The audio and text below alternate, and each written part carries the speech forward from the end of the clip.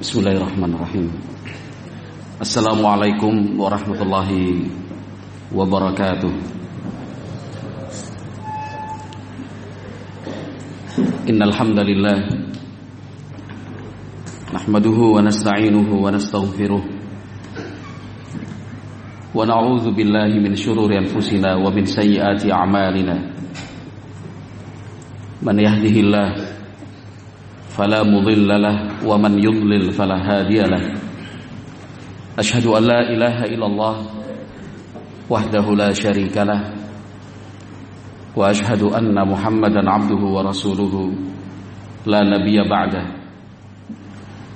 قال ربنا جل وعلا في كتابه الكريم يا أيها الذين آمنوا اتقوا الله حق تقاته ولا تموتن إلا وأنتم مسلمون فإن أصدق الحديث كتاب الله وخير الهدى هدى نبينا محمد صلى الله عليه وسلم وشر الأمور محدثاتها فإن كل محدثة بدعة وكل بدعة ضلالة وكل ضلالة في النار.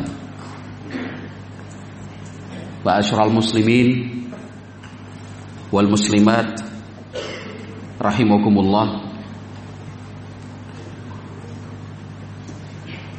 Kita memohon kepada Allah Subhanahu wa taala agar acara dan kegiatan yang diselenggarakan pada Ahad sore ini 14 Safar 1444 Hijriyah bertepatan dengan tanggal 11 September tahun 2022 penuh berkah dan rahmat, diridhoi dan tercatat sebagai amal kebaikan semua yang terlibat.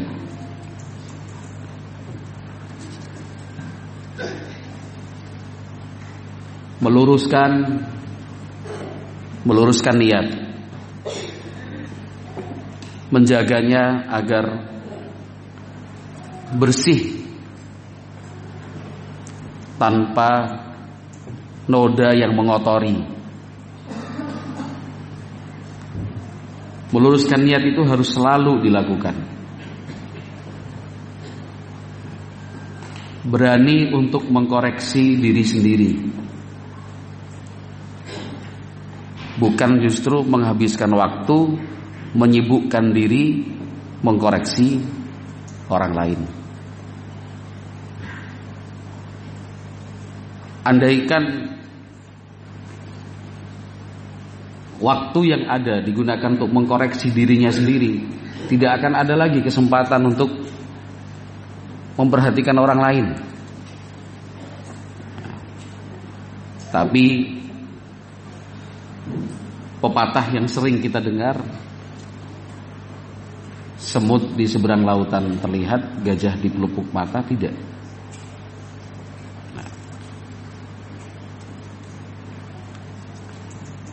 Menghadiri majelis ilmu, ibadah yang mulia,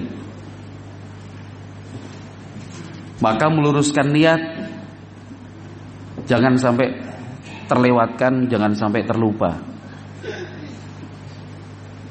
karena akan rugi, tidak akan mendapatkan apa-apa, bahkan pasti menyesal, karena waktu yang sudah dia gunakan, tenaga dan energi yang dikeluarkan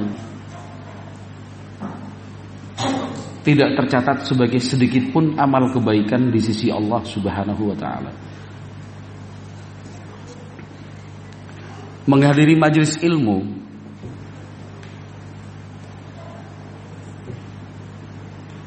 manfaatnya sangat banyak.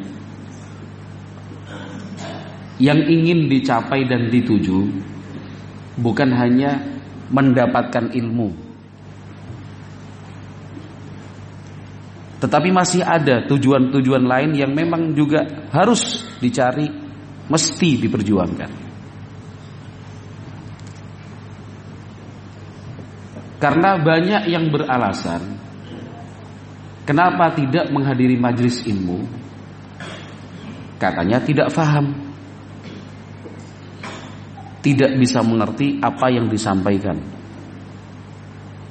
Maka yang dimaksud dengan majelis ilmu di sini adalah semua majelis ilmu, baik yang sifatnya rutin dalam kurun waktu tertentu, rutin harian, rutin tiap pekan, rutin tiap bulan, ya, dengan berbagai macam materi ilmu yang disampaikan. Belajar bahasa Arab, contoh, ya. Di tempatnya taklim rutin yang disampaikan selain kajian umum, ada kajian rutin bahasa Arab.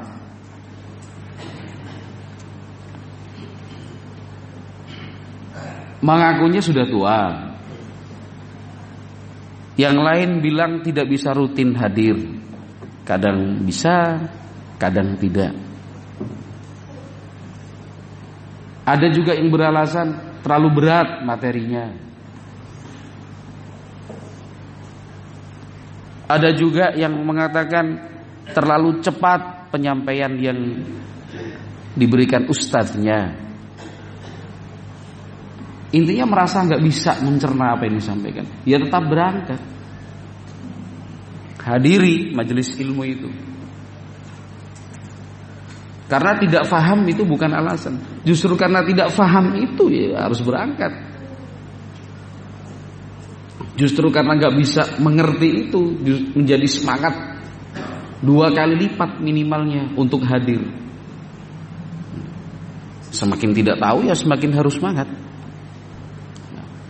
Tapi katakanlah berangkat, mendengarkan.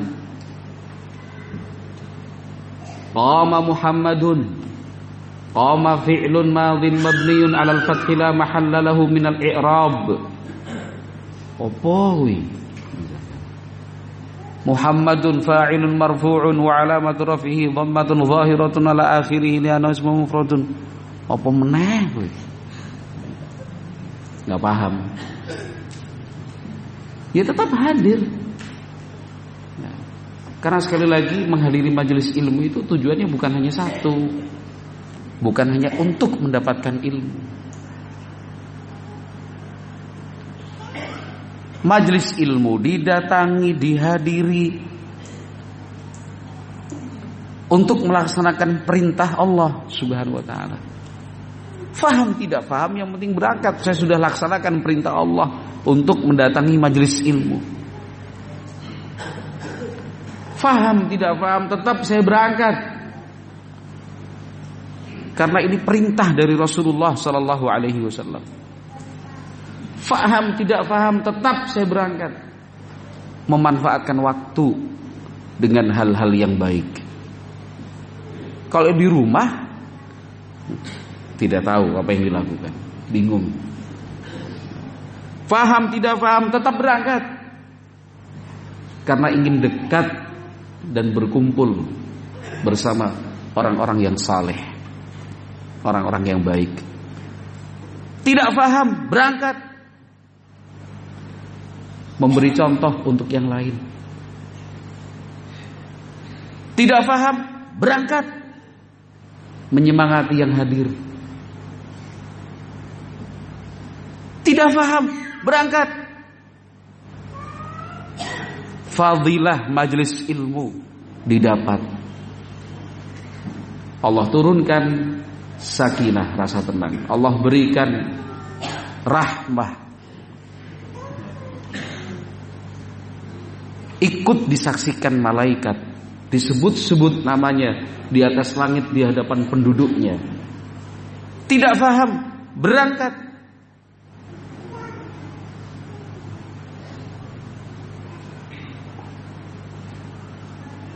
Karena berangkatnya itu sebagai usaha menempuh jalan menuju surga. Tidak paham juga, berangkat. Pokoknya paham gak paham pokoknya mangkat. Ngaji pokoknya, talabul ilmi. Dan masih banyak, ada 100 lebih alasan disebutkan Ibnul Qayyim rahimahullahu ta'ala kenapa harus menghadiri majelis ilmu. Karena kita itu sedih, sangat sedih bila majelis ilmu itu tidak dihadiri karena alasan-alasan seperti tadi. Orang mudeng aku, ngrungokke kok malah mumet. Ini kan gemba toh, jadi sedikit-sedikit bahasa Jawa. Ada bugisnya juga. Tidak apa-apa. Berangkat gak paham, wah tua, udah tua saya. Ya justru karena tua itu ya kecepatannya ditambah lah, waktunya tinggal sedikit kok. Sebentar lagi menghadap yang menciptakan langit dan bumi. Justru harus tambah semangat.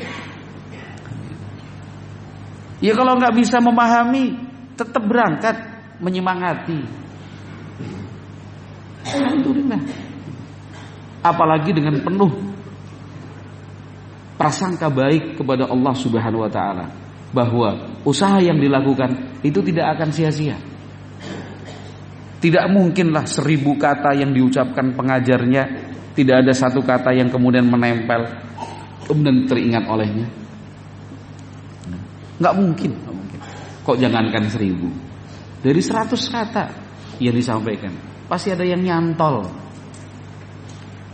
Lagi pula majelis bahasa Arab kan bukan cuma bahasa Arab yang dibahas. Setiap kali bahasa Arab yang dibahas ada nasihat-nasihat yang lain. Itu yang kita cari, itu yang kita dapat. Itu nasihat juga perlu kita sampaikan, bukan cuma yang tua-tua saja. Anak-anak kita juga perlu dididik dan ditanamkan hal yang seperti itu. Abi, beta yang paham. Berangkat saja anak.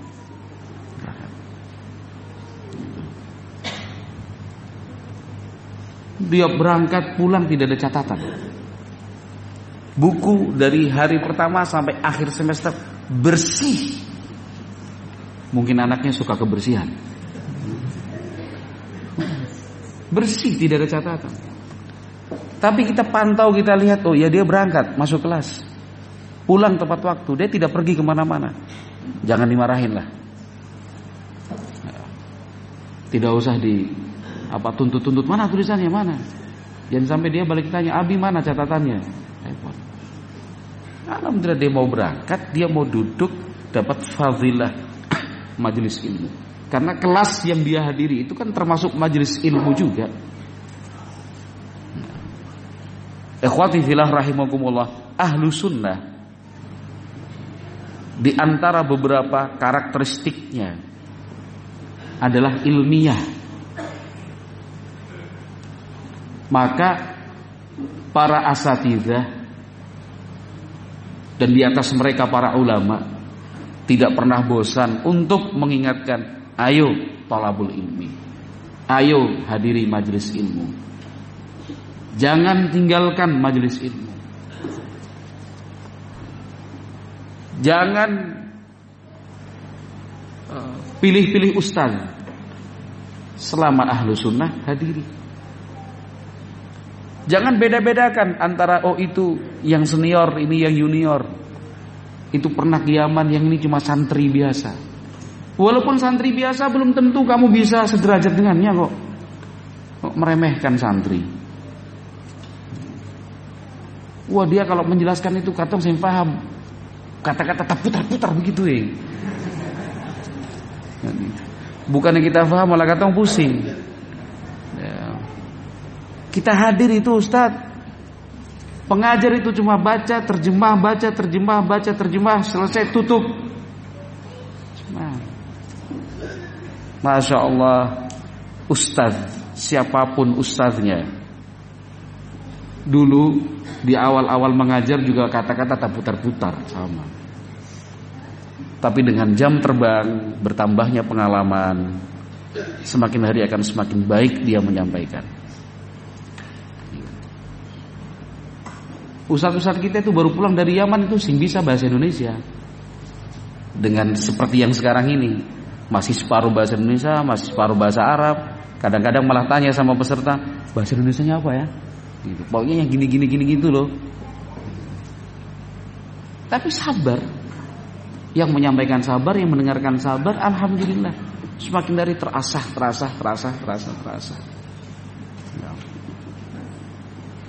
Ini termasuk yang perlu dikoreksi.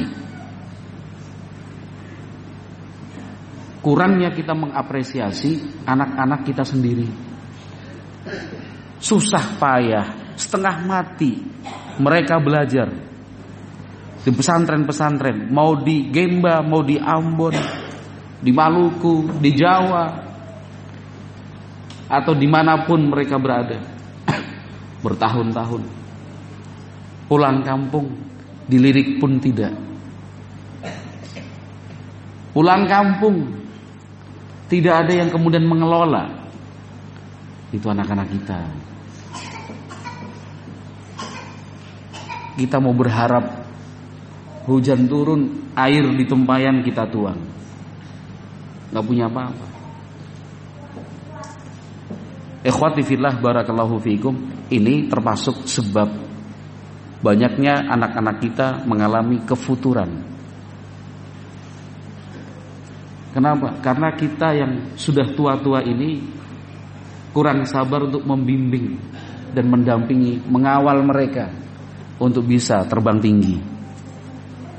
Kita maunya kan santri datang sudah hebat, sudah bisa ini, bisa itu. Nggak ada cerita. Semua harus mulai dari awal. Berangkatnya dari bawah, baru dia naik. Apresiasilah mereka.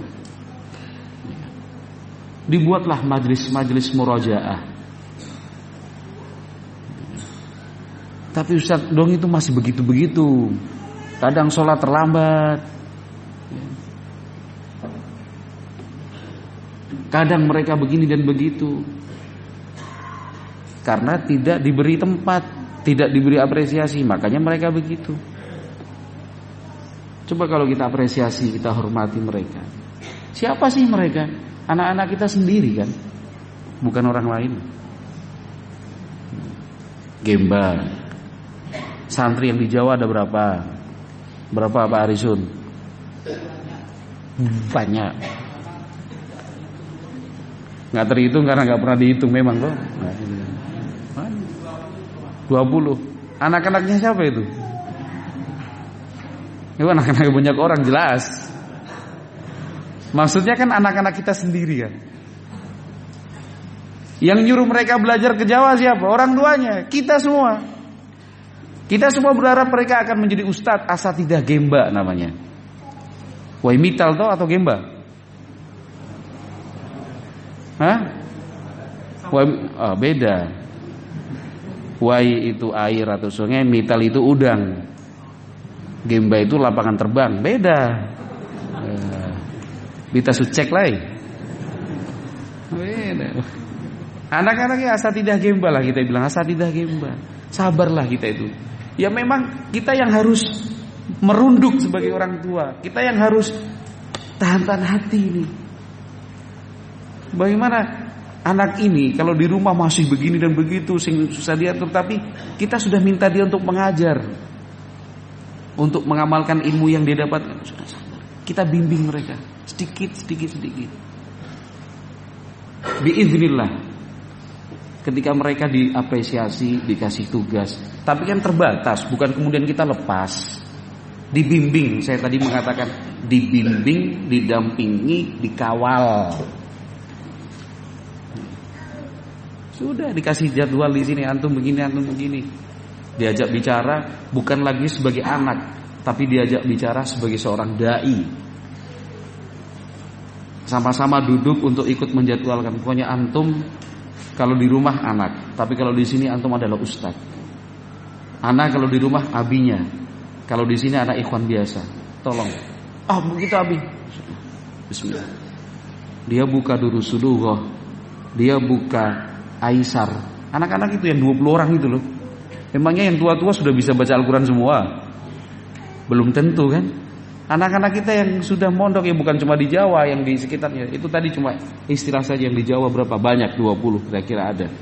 Semua di data itu yang sudah besar-besar. Ya udah, buka majelis. Kita sabar duduk. Insya Allah mereka kalau seperti itu akhirnya akan berpikir, saya sudah menyampaikan ilmu, tapi saya kok begini. Itu sudah alamiah akan berjalan seperti itu. Diminta khutbah Jumat, kita masih berpikir mau khutbah Jumat bagaimana. Kalau malam masih nongkrong sampai jam 2. Kalau keluar sing pernah pakai jubah, pakai kaos biasa, main motor begini, masa Jumat terus khutbah Jumat. Katong yang tahu ini rasa-rasa susah terima. Karena kita tidak kasih tempat di sini, dia cari tempat di luar. Fahami itu peta anak-anak kita. Di sisi yang lain kita akan memotivasi ikhwan-ikhwan dan orang tua, hadirilah majelis-majelis ilmu itu. Jangan kemudian dibeda-bedakan, wah ini santri lokal, sana ustadz dari pernah belajar ke Timur Tengah, ke Yaman, ke Arab Saudi, ini segala macam. Enggak. Ahlus sunnah sekali lagi karakteristiknya itu banyak. Di antara karakteristiknya, karakteristik itu artinya ciri khas, ya, karakter yang melekat. Apa itu? Ilmiah. Disemangati, dipompa, diulang-ulang, ya. Disampaikan lagi, nggak bosan. Kemarin sudah materinya tolabul ilmi, hari ini tolabul ilmi lagi. Kok terus-terusan sih materi tolabul ilminya disampaikan? Ya karena sambutannya ya kurang seperti yang diharapkan.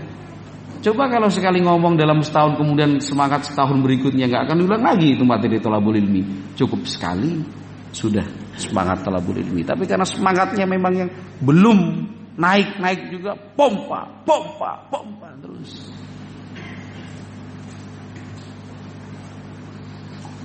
Karena dakwah ahli sunnah itu kan kekuatannya di keilmuan. Apa yang disampaikan dalam kegiatan-kegiatan dakwah? Ilmu. Untuk menjalankan kegiatan-kegiatan dakwah itu apa yang diperlukan? Ilmu. Apalagi komunitas semakin besar, jumlah cacah jiwa ahli sunnah bertambah banyak. Kalau tidak ditopang dengan kemapanan dan kematangan ilmu, mudah rapuh, ya, gampang lemah, cepat runtuh.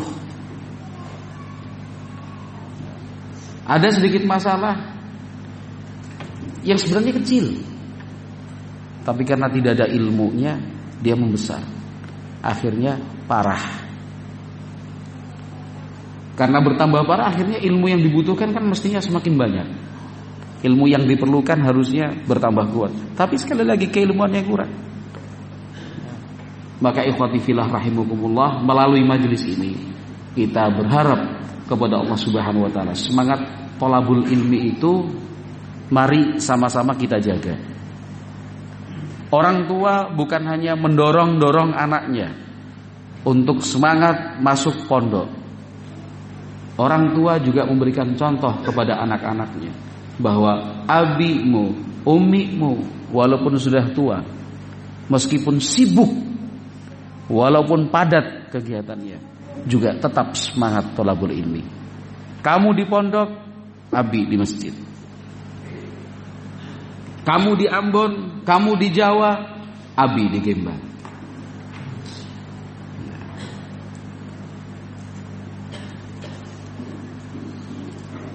Saya senang dengan seorang ikhwan.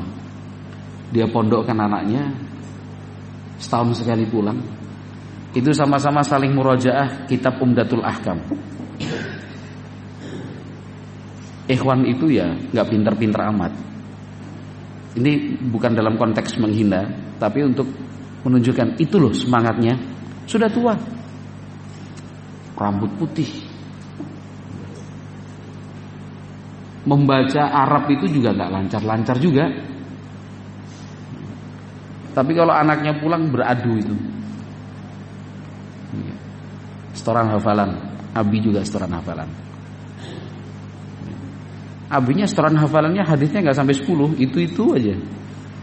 Anaknya yang sudah sampai puluhan bahkan ratusan 100 lebih hadisnya. Itu kalau pulang begitu. Untuk menunjukkan le apa? Orang Jawa ya, le anak. Le itu artinya tole. Anak. Kamu di pondok belajar, Abi juga di rumah belajar. Kamu di pondok menghafal hadis, Abi di rumah juga menghafal hadis. Cuman Abi akui kamu yang lebih hebat. Abi cuma bisa sedikit, kamu bisa lebih banyak. Anak tidak akan menuntut kok. Wah nggak bisa. Kalau saya 100, Abi harus 100. Enggak. Kalau sudah seperti itu kondisinya, seorang anak tidak akan menuntut lebih. Dia faham dan mengerti. Abinya memberikan motivasi, abinya memberikan semangat. Umi, ibu juga harus begitu. Selesai sholat subuh, mengingatkan anak-anaknya untuk memurojaah hafalan, mempersiapkan pelajaran. Jangan sampai uminya memerintahkan anak-anak mengulang hafalan, uminya di ruangan yang lain HP-nan. Main HP nantilah kalau anak-anak sudah berangkat sekolah. Anak-anak duduk manis pegang Al-Quran, memurojaah hafalan, uminya di sampingnya membaca Al-Quran juga. Jadi yang diberi semangat untuk apa? Sabar thalabul ilmi itu semua kalangan, semua pihak, agar mencerdaskan kehidupan salafiyin. Agar mencerdaskan kehidupan salafiyin. Ketika kualitas keilmuan itu sudah baik, maka roda dakwah itu bergeraknya baik, lancar. Dia mau menanjak tetap kuat. Ada lubang lewat saja. Rodanya kuat. Mau dikasih beban tetap kuat. Roda itu. Apa rodanya? Keilmuan. Ikhwati fillah rahimakumullah, ma'asyiral muslimin wal muslimat, hafizakumullah. Karena bentuk perjuangan kita di akhir zaman, di tempat kita di Indonesia sekarang ini, bentuk perjuangannya kan sudah berbeda bentuknya. Kalau di zaman para sahabat, perjuangan mereka lebih banyak fisik, berperang, bertempur, membunuh, terbunuh, menang, kalah, cacat dan luka. Walhamdulillah kita sekarang ini dalam situasi yang aman, sejahtera dan sentosa. Sudah bukan zamannya bawa parang, bawa senjata. Tidak ada lagi panah-panah wayar atau tombak-tombak dan bom-bom ikan itu. Perjuangan kita sekarang adalah belajar. Perjuangan kita sekarang adalah menyampaikan ilmu kepada umat. Bagaimana tata cara beribadah yang benar, seperti apa bermuamalah yang penuh berkah, hidup bertetangga, hidup berkeluarga, mendidik anak, mendakwahi yang awam, menjelaskan tentang dalil-dalil Al-Quran dan hadis-hadis Rasulullah SAW. Jadi perjuangan di zaman sekarang adalah mendakwahkan ilmu. Dan kita perlu SDM yang berkualitas. Sumber daya manusia yang berkualitas. Siapa mereka? Anak-anak kita sekarang ini. Yang sekarang hari ini lucu-lucu, yang kadang menggemaskan, kadang menjengkelkan juga. Kadang bikin pusing, kadang bikin sakit gigi. Tapi nanti 10-15 tahun lagi mereka akan melanjutkan perjuangan ini. Sabar mendidik, sabar membentuk. Tapi sayang, 1000 kali sayang, tidak semua yang memiliki kesadaran seperti apa yang saya sampaikan. Seolah-olah perjuangan sudah selesai, seakan-akan tidak ada lagi yang bisa dikerjakan. Tugas itu menanti. Tugas yang menanti banyak dan menumpuk. Kewajiban itu menunggu untuk dilaksanakan. Tugas dan kewajiban berdakwah, menyiapkan tempat, melengkapi fasilitas, membangun hubungan masyarakat, mensolidkan dan menguatkan ukhuwah di antara kita, memperbaiki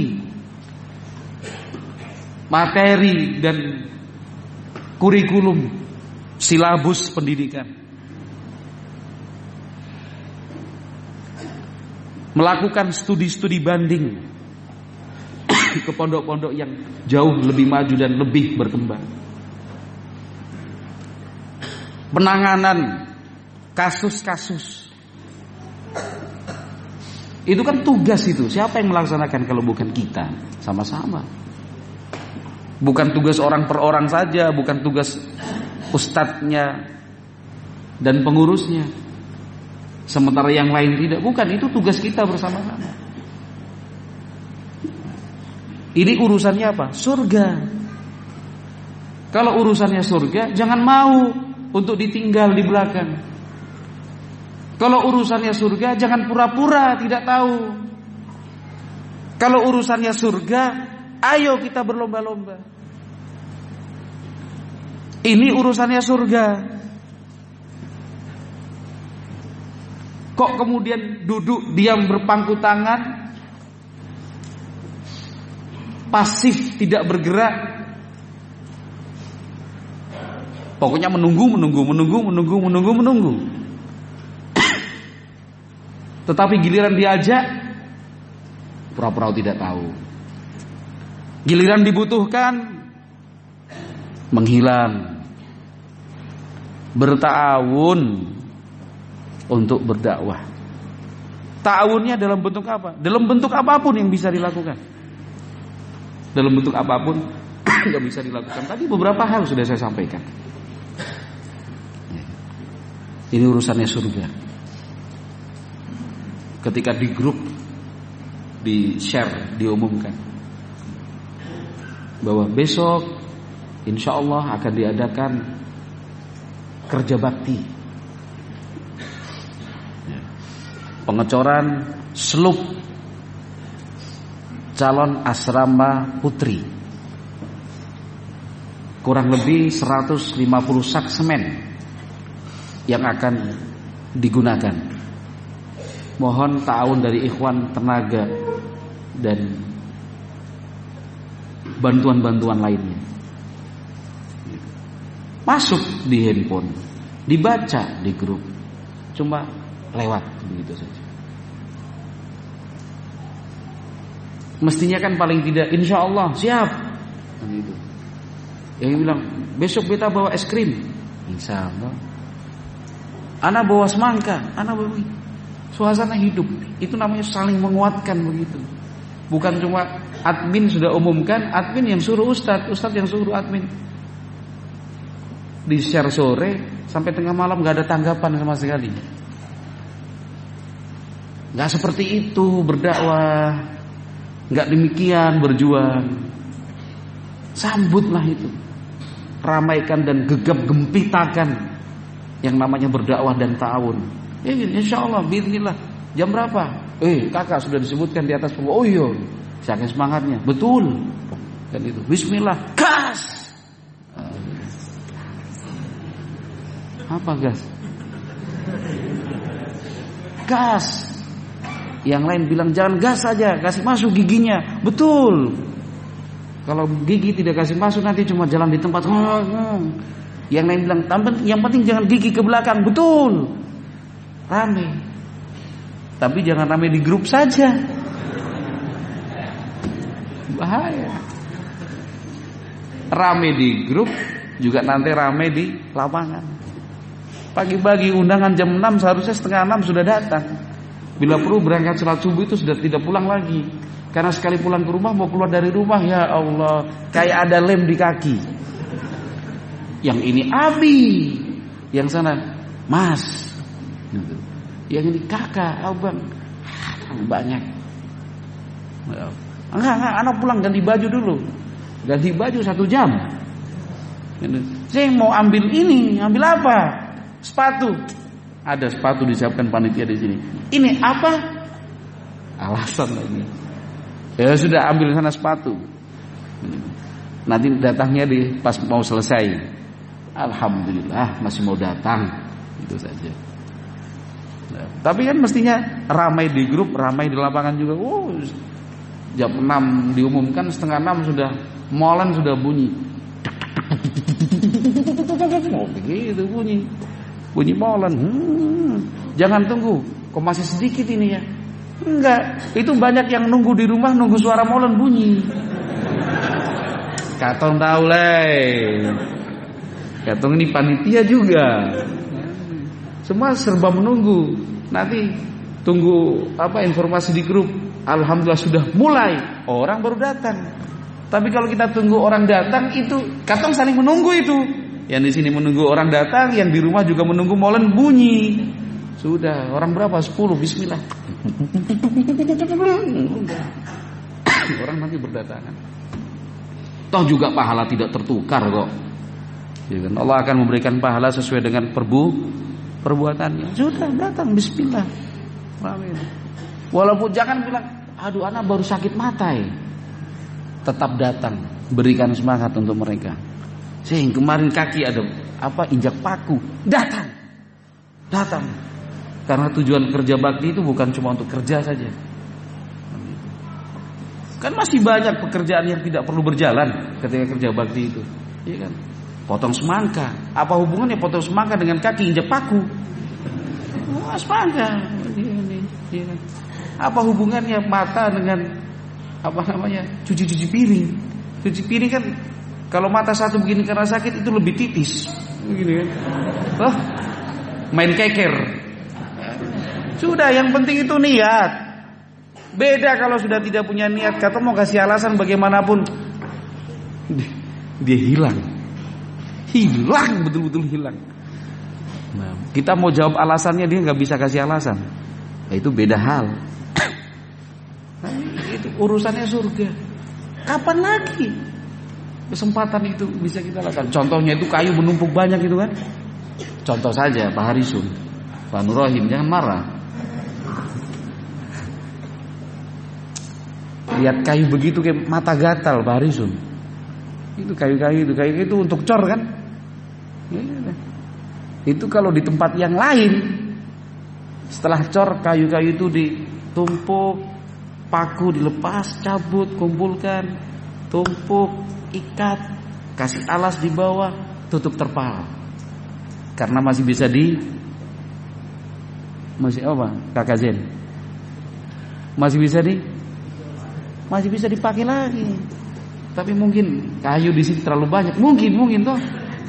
Kalau di Jawa kan kayu sudah mulai berkurang. Kalau di sini mungkin, wallahu a'lam, husnudzonnya begitu.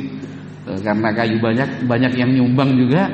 Kalau kayu papannya tidak pernah diganti, itu saja, kasihan yang mau nyumbang. Anak mau nyumbang kayu, papan masih banyak Pak. Oh sudah, mungkin toh akhir kayu dibiarkan menumpuk seperti itu. Padahal harusnya sama-sama tapi itu satu hal. Itu yang terlihat, wallahu alam, yang tidak nampak ini.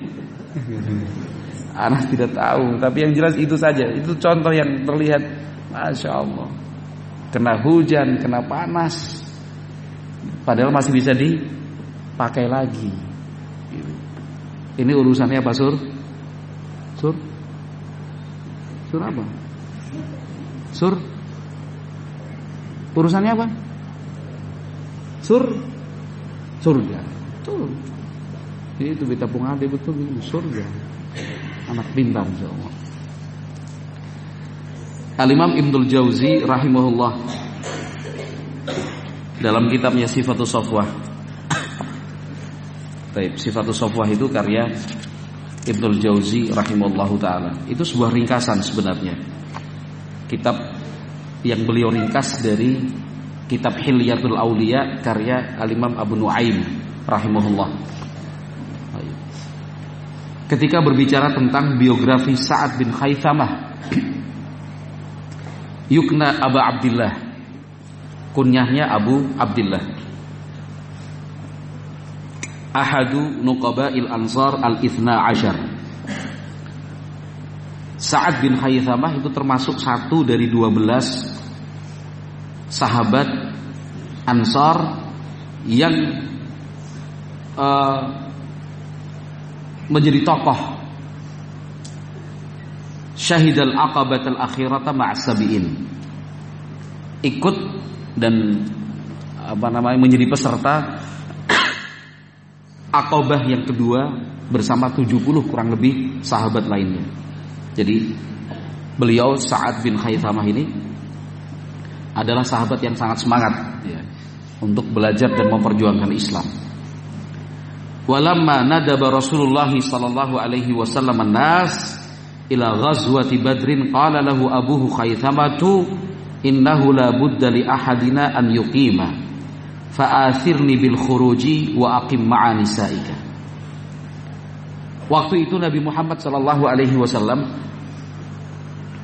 memanggil para sahabat berkumpul untuk melakukan sebuah misi, yaitu mencegat kafilah dagang yang kemudian setelahnya justru terjadi perang bernama Perang Badar. Nabi Muhammad ajak sahabat-sahabatnya. Khaythamah, ayahnya Sa'ad bin Khaythamah. Saya ulangi, Sa'ad bin Khaythamah. Sa'ad anak, Khaythamah bapak.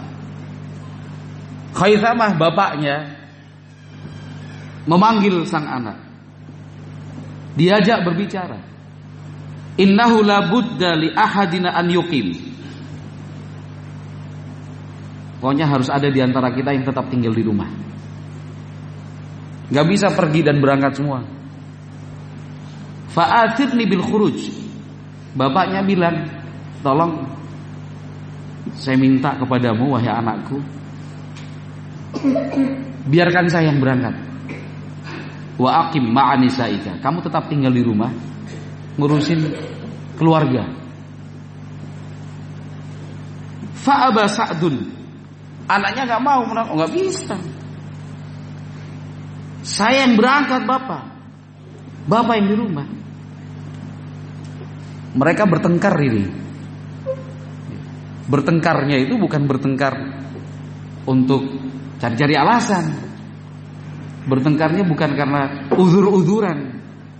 Bertengkarnya itu karena rebutan berbuat baik. Bukan sudah antum saja yang berangkat, Anda di rumah. Ah tidak, antum saja yang berangkat, Anda di rumah. Tapi ini bertengkarnya, kamu saja yang di rumah, saya yang berangkat. Beda kan? Kamu saja yang di rumah, saya yang berangkat. Kamu jaga keluarga, saya yang berangkat. Kenapa? Ini karena taruhan nyawa. Perang Badar ini. Kakak adik bertengkar. Sampai kemudian saat sang anak mengatakan, laukana ghairal jannati athartuka bihi. Bapak, ini kalau bukan surga urusannya, saya pasti mengalah. Tapi ini surga. Siapa yang gak mau surga? Bukan cuma bapak saja yang mau surga, saya juga mau surga ini. Inni la arju syahadata fi wajhi hadha. Kata Sa'ad, saya juga ingin mati syahid. Akhirnya fastahama fa kharaja sahmu Sa'din fa kharaja fa qutila bi Badrin. Akhirnya mereka sepakat untuk buat undian. Sepakat buat undian. Ini siapa yang berangkat, bapak atau anak? Ternyata apa? Kharaja sahmu Sa'ad. Ternyata nama Sa'ad yang keluar. Nama sang anak. Berangkat meninggal dunia dalam perang Badar. Tahun berikutnya sang bapak akhirnya berangkat dalam perang Uhud, meninggal juga. Ini bapak anak profil orang-orang yang ingin mendapatkan surga. Tapi di depan tadi sudah saya katakan, bentuk perjuangannya kan sekarang berbeda. Kalau dulu mereka berebut untuk berangkat berperang, nyawa taruhan. Di zaman sekarang kan tidak seperti itu. Berdakwah sekarang itu ya dengan ta'awun. Entah itu dengan tenaga, bisa dengan pikiran, saran dan masukan atau ide, bisa dengan harta kalau dia punya, atau sebatas membagi-bagikan informasi, itu juga bagian dari ta'awun, bentuk berjuang. Jangan mau kalah dengan yang lain. Ini urusannya surga. Contoh misalkan ada permintaan, ya bukan permintaan ya, jangan, tawaran. Ada tawaran, tawaran untuk apa? Wakaf meja belajar santri. Misal aja, meja belajar di sini ada berapa? 50 ada? Ada nggak 50? Saya pernah hitung.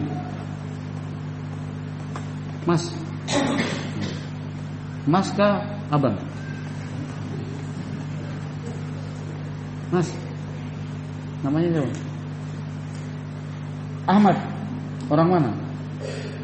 Ambon. Berarti abang atau mas? Abang Ahmad. Abang Ahmad, meja begini di sini banyak atau sedikit? Dia bilang saya tahu. Saya tahu. Ada berapa? Ada berapa? Banyak. Banyak atau sedikit? Hah? Semuanya dapat? Semuanya dapat? Nah, mana punyamu? Kalau nggak dapat?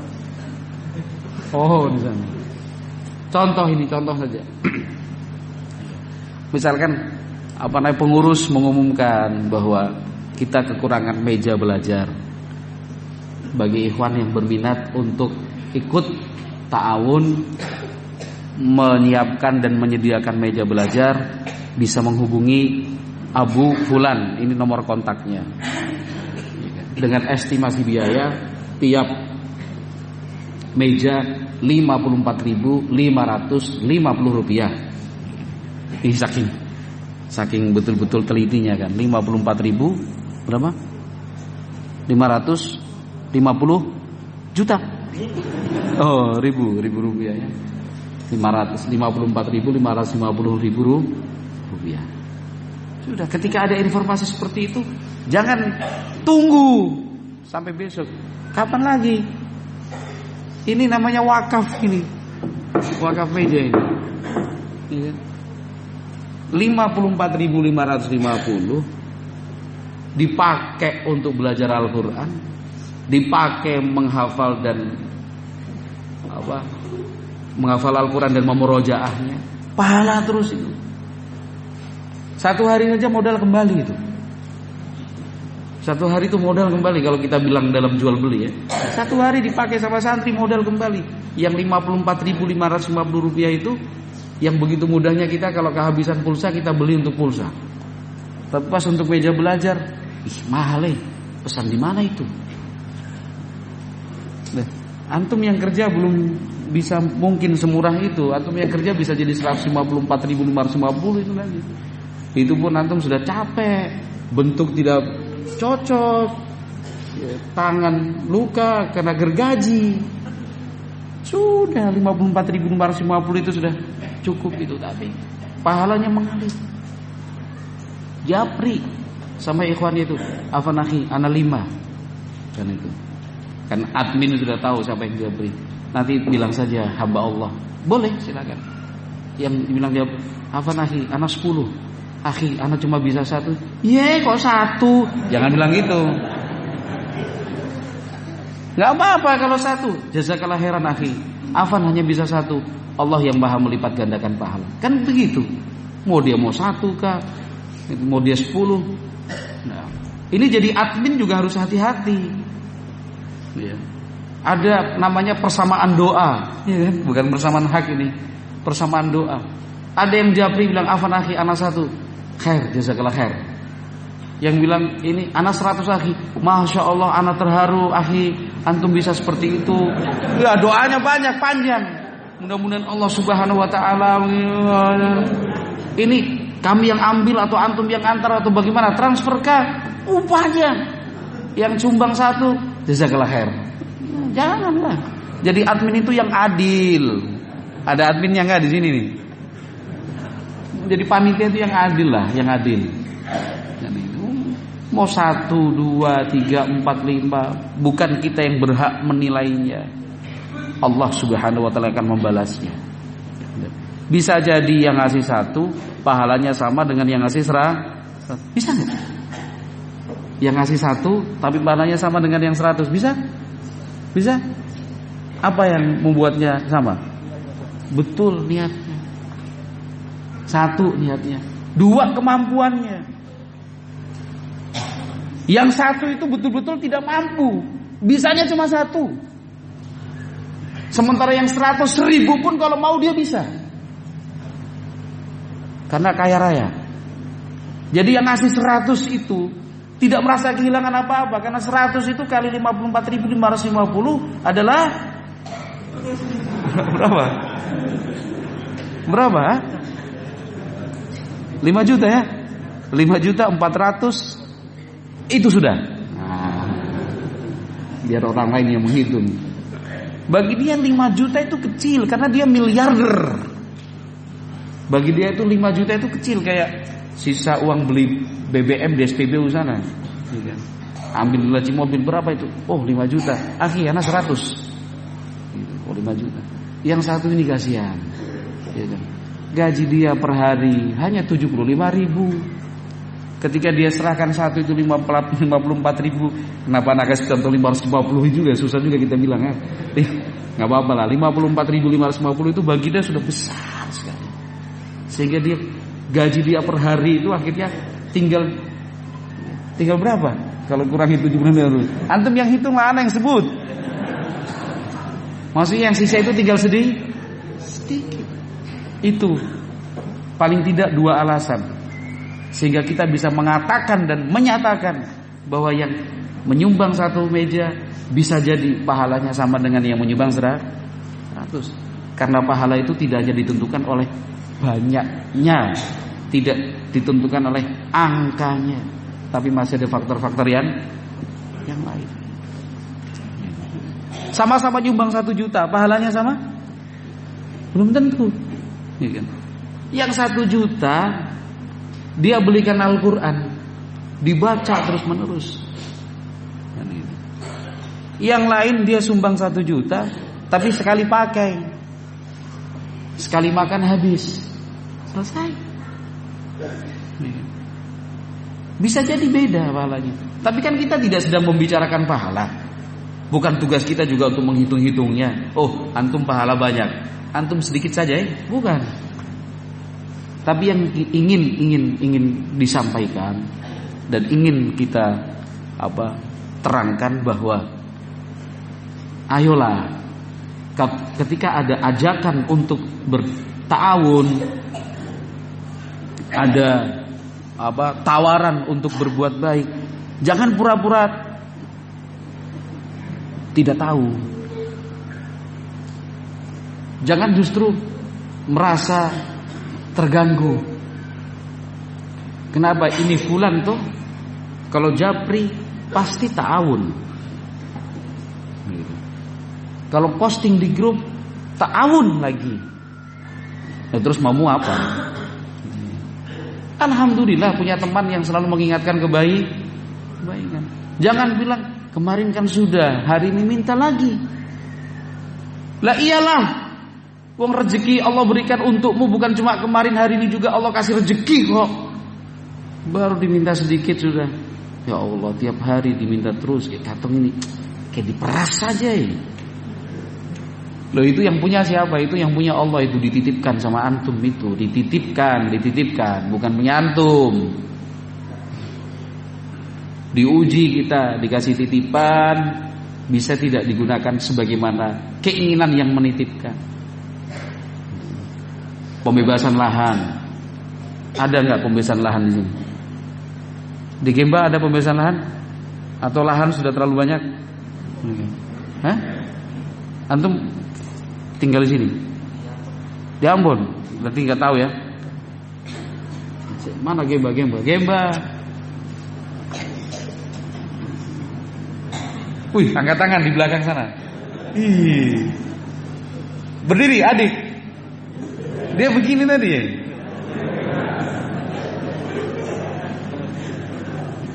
Siapa itu? Mana Gemba ini? Perwakilan Gemba mana ini? Oh, tuan rumah jadi panitia semua. Wajar. Siapa Kakak Mato? Hah? Ceng, anak cuma mau tanya, ada program pembebasan tanah apa enggak? Itu saja, bukan yang lain-lain. Tenang saja, data pribadi aman.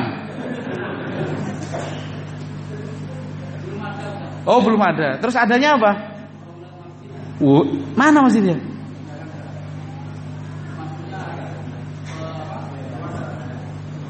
Wow, apalagi itu? Apalagi? Ini mau diperlebar ke depan, masih di sebelah sini. Berarti nanti dijebol ini. Jangan berharap dari luar Gemba ngasih bantuan. Itu pesan saya. Jangan berharap dari luar Gemba ngasih bantuan. Masa pahala sebanyak ini orang luar Gemba yang ngambil? Ini antum yang beribadah pahalanya orang lain yang menikmati. Pikir dong, pikir. Oh, keras gak Pak Harison? Keras gak? Afwan.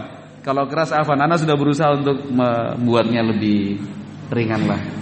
Tapi Ana cuma coba antum ikhwan-ikhwan Gemba berpikirlah. Ini nanti yang akan setelah nantinya dibangun berapa luasnya nanti diperlebar Pak Arizun? 12 kali 17 yang baru atau dengan yang ini sekaligus? Enggak, maksudnya tambahannya nanti, tambahannya 17 kali 17. Berarti ini bisa untuk kelas ini. Ya. Itu pokoknya jangan minta bantuan dari luar. Bukannya nggak boleh, bukan, silahkan, boleh. Jangan Ustadz Muhtar berfatwa tidak boleh minta bantuan dan berharap di luar. Enggak, maksud saya bukan itu. Jangan salah paham. Saya ulangi, jangan salah paham. Saya cuma ingin mengajak berpikir. Toh nanti yang ke depan yang memakai siapa?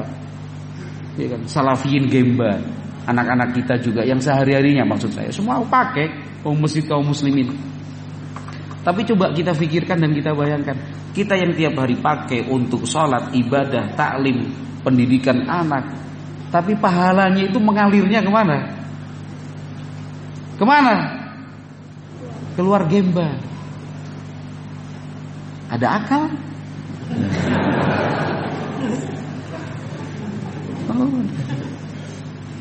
Tapi tanah sudah bebas, Pak Harison. Maksudnya sudah milik masjid tanah. Alhamdulillah. Itu pesan saya lah. Ini urusannya surga. Ini urusannya surga. Yang penting ada kemauan, ada kesadaran. Ketika kita lakukan bersama-sama, nggak ada yang berat, semuanya akan terasa ringan. Sampai jam berapa? Maghrib jam 6:30. Ya, 3 menit lagi lah untuk persiapan salat maghrib juga. Biar nanti nggak berebut, biar nggak terlambat. Karena insya Allah kita lanjutkan setelah salat maghrib insya Allah. Itu coba bapak anak ini Sa'ad bin Khaythamah, itu mereka kita bilang bertengkar lah ya. Bertengkarnya bukan benci, bukan, tapi siapa yang mau berangkat ini? Padahal itu kan taruhannya nyawa, mati. Lah kita kan bertahun nggak ada nih taruhan nyawa ini. Masa kita kerja bakti kemudian berangkat kerja bakti bilang sama istri, doakan saya selamat pulang sampai ke rumah ya. Dan gitu. Kenapa? Bisa jadi jasadku yang kembali. Kan tidak, maksud iya memang mati itu kita tidak tahu kapan datangnya. Tapi kan tidak seberat yang dialami oleh Sa'ad bin Khaythamah dan ayahnya. Lu tahun ilallahi azza wajalla. Jangan mau tertinggallah di belakang. Jangan hanya cuma menjadi penonton dan yang bercerita, Masya Allah, ada muhsinin transfer langsung 120 juta. Yang sini tadi malam orang, ada ibu-ibu datang bawa perhiasan semuanya. Dia bilang untuk pembangunan masjid. Masa kita cuma melihat orang berbuat? Masa cuma kita bercerita tentang yang lain? Nah, kitanya sendiri bagaimana? 1.000, 2.000, 3.000, 4.000 itu kalau misalkan dikumpulkan, itu jadi uang banyak. Sebagai penutup bolehlah saya cerita bagaimana semangat ikhwan-ikhwan di tempat yang lain untuk berta'awun membangun fasilitas-fasilitas dakwah di tempat mereka. Ada di satu tempat, saya tidak usah sebut lah. Orang kaya di sana bisa dihitung dengan jari, sedikit sekali. Ya kurang lebih 200-an ikhwan lah yang aktif ya. Satu kabupaten besar di Jawa sana. Ini rata-rata petani, buruh, tukang, karyawan biasa. Tapi semangatnya luar biasa. Itu dalam 1 tahun, ketika pembebasan tanah dulu belum cukup 1 tahun, 500 juta sekian bisa terkumpul. Karena bagi mereka yang namanya ta'awun itu tidak selalu dalam bentuk uang. Karena kalau ta'awun dalam bentuk uang, kita terlalu cinta kepada uang, sehingga melepasnya itu berat. Akhirnya berta'awunnya apa? Sesuai dengan kemampuan dan sesuai dengan profesinya masing-masing. Nah, ada yang ta'awunnya itu dengan cukur rambut. Itu pertama kali dilakukan saya dalam tanda kutip korbannya. Dalam tanda kutip, maksudnya anak yang pertama kali cukur. Ada ikhwan kita sehariannya bukan cukur rambut, tiap hari itu bukan cukur rambut. Panitia umumkan gini, terus akhirnya mereka yang menawarkan diri. Bagaimana kalau kita selesai taklim cukur rambut, ya, satu kepala 10.000. Kalau di sana sebenarnya setiap kepala itu 8.000, tapi pasang tarif 10.000. Siapkan kotak mie instan, itu mereka yang cukur rambut tidak ambil uang. Tapi 10.000 itu masuk kotak untuk pembangunan. Paham gak nih?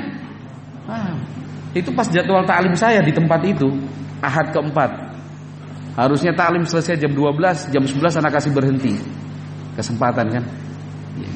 Sudah ikhwan ini sudah pokoknya anak duluan yang dicukur. Sudah, tutup kitab, anak buka jubah ke teras masjid. Siapa nih? Ustaz Pak Penny. Oh sudah, Pak Penny, mana Pak Penny? Mas, main kan? Udah cukur rambut.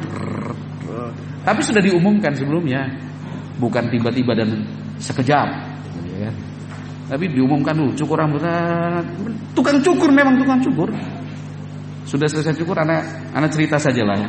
Anak keluarkan 20.000 dari dompet. Memang anak sudah siapkan, masukkan di kotak. Gantian, tukang cukurnya 2. Sampai asar. Hari itu terkumpul 600.000 lebih. Tapi kalau tukang cukur ini katong minta, abang, ta'awun dulu, antum 300.000, antum 300.000. Kira-kira berat atau ringan itu? Kira-kira saja, kira-kira berat. Tapi kalau kita minta, Pak Penny, Pak Abdullah namanya kan, besok cukur rambut. Oh iya, karena dia tidak merasa kehilangan apa?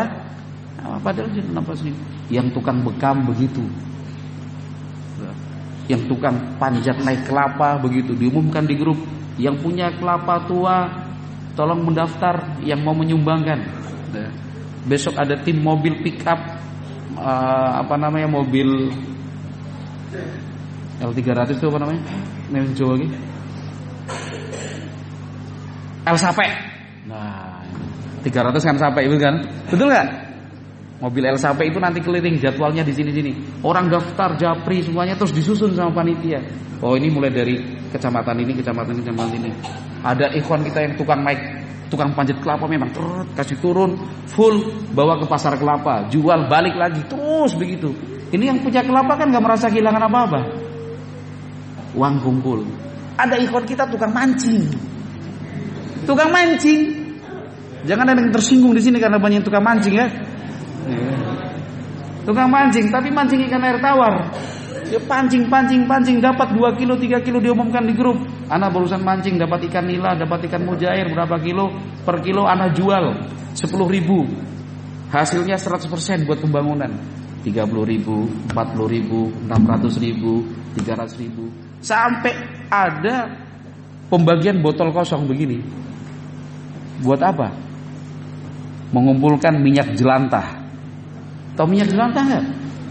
Minyak sisa ini loh goreng ini. Panitia siapkan botol, selesai taklim bawa pulang.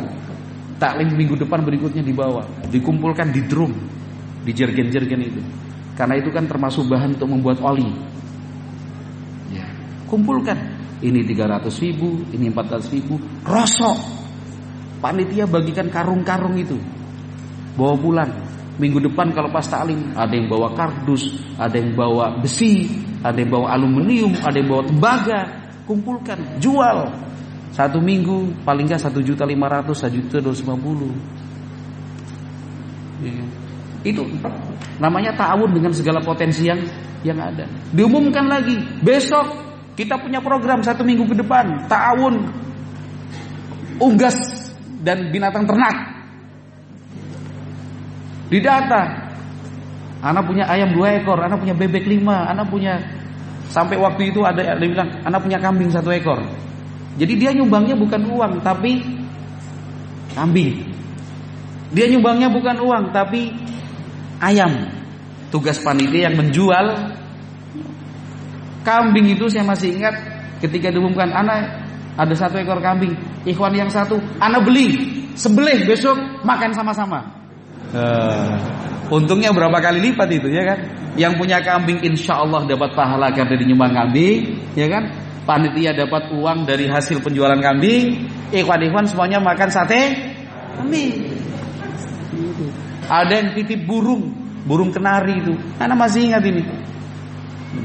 Burung kenari. Besoknya lagi diumumkan tanaman hias, bunga apa segala macam bibit-bibit itu dikumpulkan. Nanti panitia yang bertugas menjual barang-barang bekas tapi masih bisa dimanfaatkan, bukan rosok, masih bisa dimanfaatkan. Kulkas, mesin cuci, sepeda motor, kumpulkan semua, uang semua. Bahkan sampai tingkatan kerja gotong royong sama-sama, cari proyek ngecor.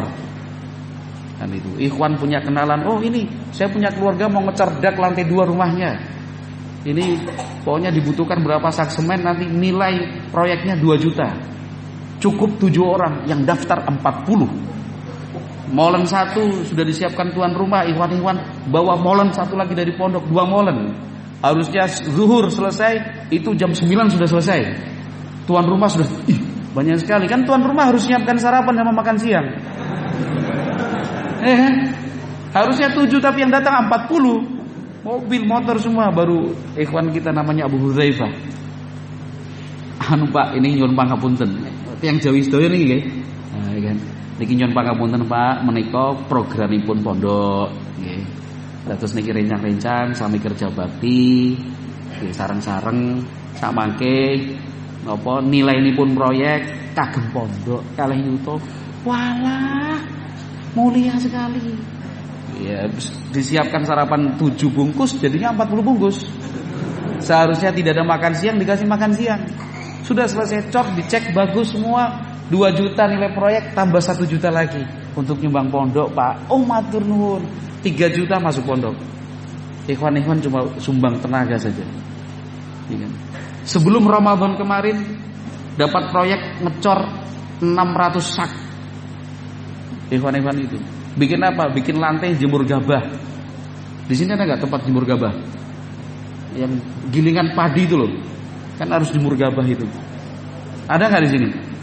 Oh, dibuat kepanitiaan. Ini nilainya satu sak itu 35.000. 35 kali 600 berapa? Antum yang hitungan yang sebut. Satu sak itu nilai jasanya itu 35.000 dan itu umum di Jawa. Itu sudah lepas ya. Artinya material bukan dari kita. 35.000 itu jasanya per sak. 35.000 kali 600. Cepat jawab. Berapa? Betul. Memang begitu. Itu tujuannya apa? Untuk beli hebel. Hebel tau ya? Bata putih itu loh. Pembangunan Pondok Putri butuh hebel 1 trek, 1 tronton. Beli harus senilai 21 juta waktu itu. Alhamdulillah dapat proyek sebelum Ramadan. Dari pagi sampai maghrib ikhwan-ikhwan di tempat itu kerja bakti ngecor. 1 hari dapat 21 juta cas. Cas itu cash ya. Tulisannya kan cas toh. 21 juta cash. Itu Masya Allah, tiap-tiap ikhwan bawa minuman, tiap-tiap ikhwan bawa makanan. Kan suasananya luar biasa. 1 juta satu hari dapat 21 juta. Tahun yang seperti itu. Ini cerita untuk motivasi saja, bukan cerita yang saya buat-buat ya kan? Tapi cerita itu nyata. Nah, karena saya juga menyaksikan dan juga jadi panitianya masalahnya ya kan? Jadi bukan menceritakan orang lain, menceritakan saya di situ juga panitianya, jadi pembinanya. Itulah namanya ta'awun begitu. Tapi kalau kita berharap mau pembangunan masjid, ini semuanya berharap bantuan dari luar Gemba. Nanti harapannya orang transfer 50 juta, 100 juta. Nanti ada orang baik, berapa sih semuanya? Biar anak yang tanggung. Ya Allah, hadirkan orang seperti itu. Ya boleh berdoa, silahkan meminta. Allah Maha Kaya kok, Allah Maha Mampu, silahkan. Tapi apa ya? Kita ingin ketinggalan, ini urusannya surga. Amal jariah. Nanti masjid itu akan dibangun, dipakai untuk ibadah, dipakai untuk berdakwah, dipakai untuk taklim, membaca, menghafal Al-Quran, sholat tarawih, iktikaf, buka puasa. Dan pahalanya malah pergi keluar dari Gemba. Yang mengalirnya itu justru ke orang-orang di sana. Janganlah, kita saja. Nah, jadi kalau ada orang ngasih bantuan, diterima apa enggak? Jangan-jangan ditolak. Enggak Pak, ini untuk Gemba saja. Kami tidak mau nanti pahalanya buat Bapak. Bukan begitu kan? Jangan salah paham ya. Boleh, siapapun silahkan. Kita berharap bantuan itu silahkan. Kita mintanya sama Allah. Kalau ada orang dari luar Gemba ngasih juga kita terima. Alhamdulillah, itu sudah rezeki dia. Tapi maksud saya, kalau ada kegiatan ta'awun, donasi, dimanapun tempatnya, bukan cuma di Gemba, mau di Ambon, di Hanung, di Masoi, di Bula, di Sepa, ya, tadi yang disebutkan oleh Ustaz Abdul Kahar tadi kan, beberapa tempat itu, dimanapun tempatnya, usahakan, ya, perjuangkan. Ini kita dulu saja, karena kita yang akan memakmurkan, kita yang menggunakannya. Wallahu a'lam bishawab. Mudah-mudahan bermanfaat. Subhanakallahumma wa bihamdika asyhadu an la ilaha